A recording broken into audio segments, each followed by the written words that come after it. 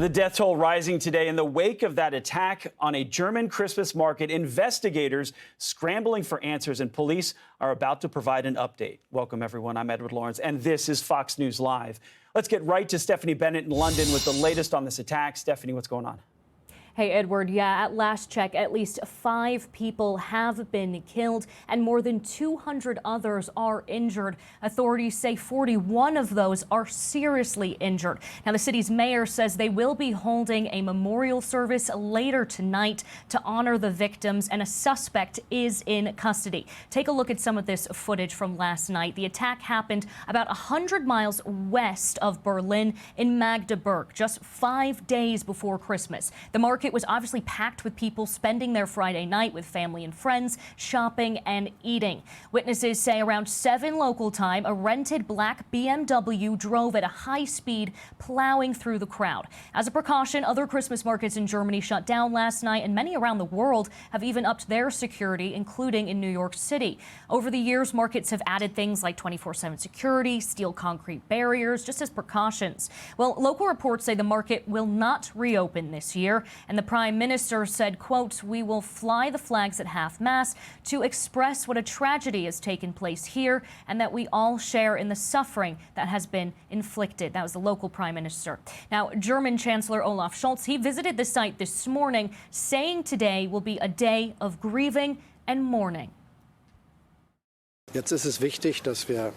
It is now important that we clarify the situation and that this is done with the utmost precision and accuracy. Nothing must remain uninvestigated. We must understand the perpetrator, his actions, his motives, so that we can respond with the necessary criminal and other consequences. And we will. A 50-year-old Saudi Arabian doctor who first came to Germany in 2006 is in custody. Authorities have not yet released a motive, but say he was acting alone. Today, they're going to be focusing on his background and will be checking things like his internet history and his cell phone. Now, this comes almost 8 years to the day when 12 people were killed in Berlin after a truck rammed through a Christmas market there. So-called Islamic State said one of its soldiers carried out that attack. And earlier this month, police say they foiled a potential terror attack on a Christmas market in Bavaria after a tip-off there. For now, again, as you mentioned, German police are expected to give an update shortly, and hopefully we'll get some more answers to a lot of questions. Edward.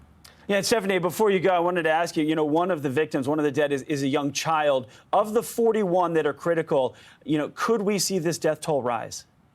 Yeah, I think it's definitely certain that the death toll will rise, unfortunately. Last night, we knew of the 2 victims, as you mentioned, one of them being a very young toddler and also another adult. And at 41 serious condition out of 200. It's very serious right now, and you just saw from those images how packed a Christmas market there was. Of course, these Christmas markets loved around the world, but especially originating in Germany, and this close to Christmas as well is very disturbing, very upsetting. So we'll see, hopefully, out of this press conference, what those numbers are looking like now. Yeah, and one more clarification, the barricades. A lot of these markets do have those barricades. Did this one have barricades, and how did he get around them?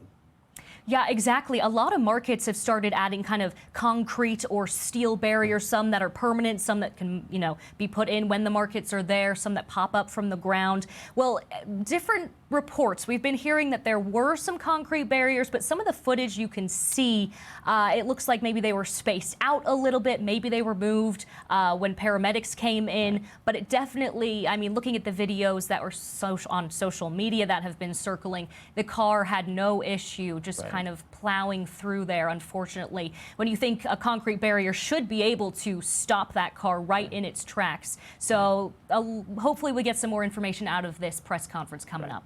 Yeah, Stephanie, unthinkable. Thank you from London. Hey, everyone. I'm Emily Campagno. Catch me and my co-hosts Harris Faulkner and Kaylee McEnany on Outnumbered every weekday at 12 p.m. Eastern, or set your DVR. Also, don't forget to subscribe to the Fox News YouTube page for daily highlights.